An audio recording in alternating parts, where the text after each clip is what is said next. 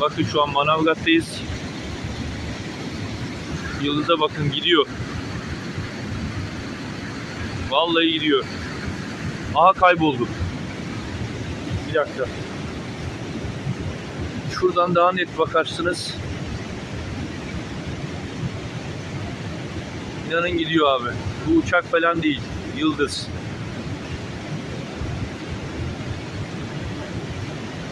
Manavgat eteklerinden yavaş yavaş gidiyor.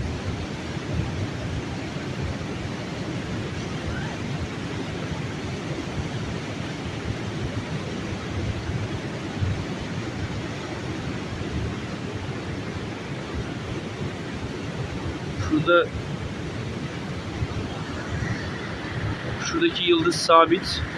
Şurada bir tane yıldız var küçük. O da sabit. Şu yukarıda var bir tane sabit.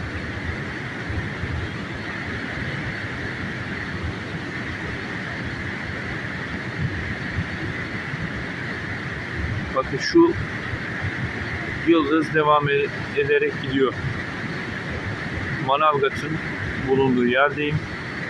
Gördüğünüz gibi şurada zaten Manavgat şelalesini görüyorsunuz.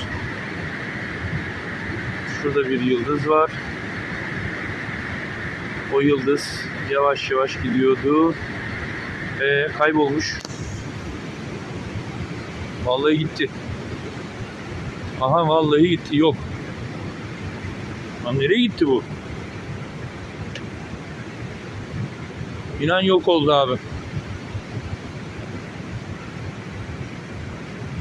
Yok oldu. Gitti.